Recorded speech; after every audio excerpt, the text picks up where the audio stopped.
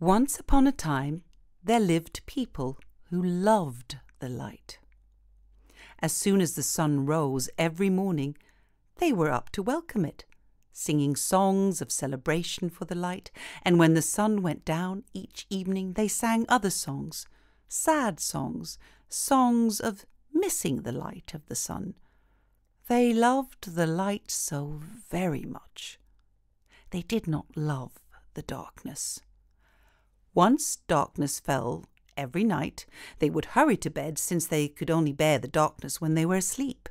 Even then, total darkness was frightening to them, and so they always kept a fire burning in every room. The people's dearest wish was that the sun would not set in the evening, that darkness would never fall.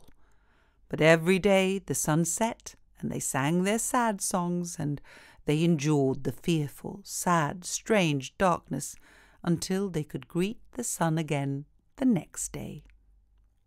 Now in this land were born two remarkable children. They were twins. One was a girl, and she seemed to shine from within. Whenever she entered a room, everything seemed to get a little brighter, and the people loved her very much. The other was a boy, and he seemed to bring darkness with him. Whenever he entered a room, everything seemed a little dimmer, and the people did not like him. They feared him because he reminded them of the great darkness of the night. But although the people loved the girl and did not love the boy, the twins loved each other very much. And because the girl loved her brother so very much, the people mostly let him be, even though they were afraid of him. Now, as they grew, it became clear that these children were in fact magical children. The girl had the power to bring life back when it was harmed or lost. When she was a very small child, she could heal small cuts and bruises, and when she grew a little older, she could heal broken bones and other larger hurts. And by the time she was a teenager, she could make the crops grow faster and larger and fuller, and she could bring plants and animals that had died back to life. The people suspected she could even bring people back to life, but they were a little afraid to ask, and she did not offer. The boy, on the other hand, had the power to calm and quiet anything.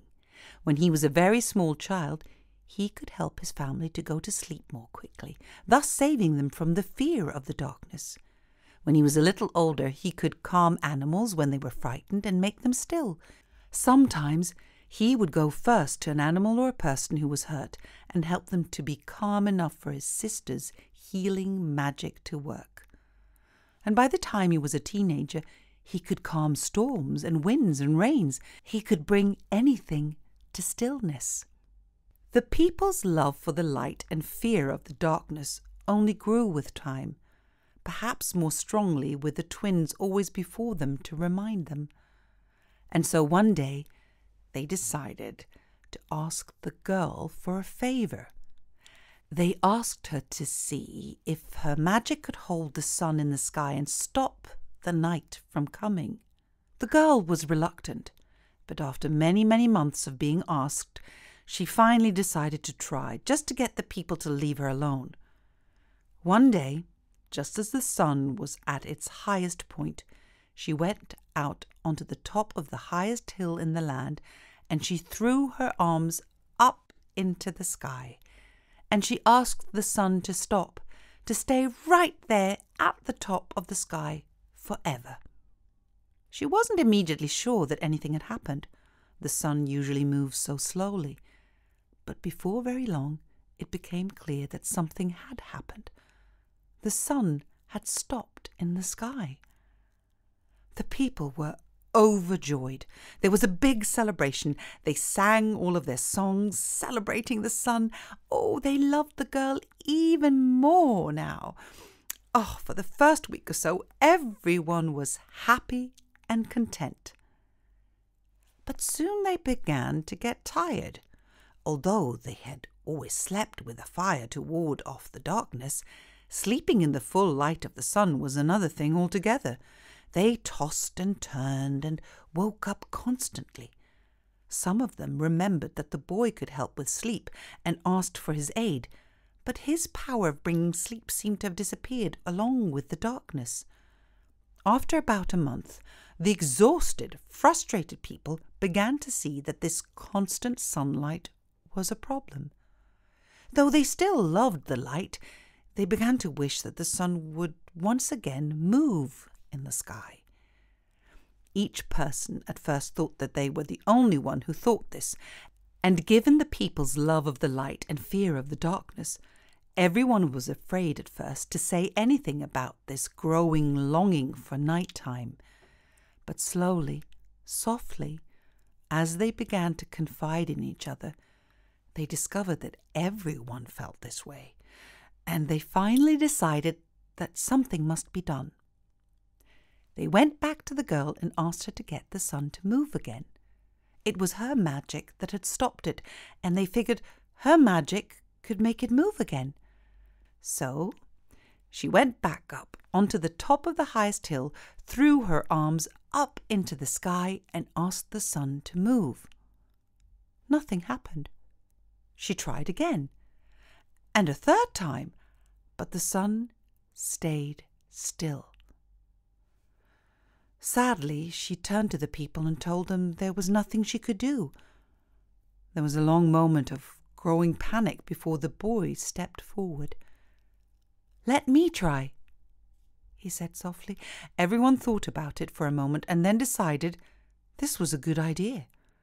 So he took his sister's place on the top of the highest hill, threw his arms up to the sky, and asked the sun to move. The sun began moving at once, rushing toward the western horizon. Within 10 minutes it had set, and within 15 it was full, dark night. The people were caught off guard. They had all come out to the hill to see if the girl's magic would work. They had no fires lit. They hadn't needed them in weeks. They had nothing with them to light their way. They had never been outside at night before, and they were terrified. At first they tried rushing home to get away from the darkness, but they soon discovered that rushing when you can't see where you're going is a bad idea. They slowed down, but still peered at the ground, trying to get home as soon as they could. But then one of them looked up. "Oh!" she exclaimed. "Look!" Everyone looked up. And then they all saw the stars for the first time. They had never been outside at night before and had no idea of the incredible beauty of a sky full of stars. They all stopped, hurrying toward their homes, and stood and stared in wonder. And then they realized how very tired they were. And so slowly now, and with more reverence, they started home again.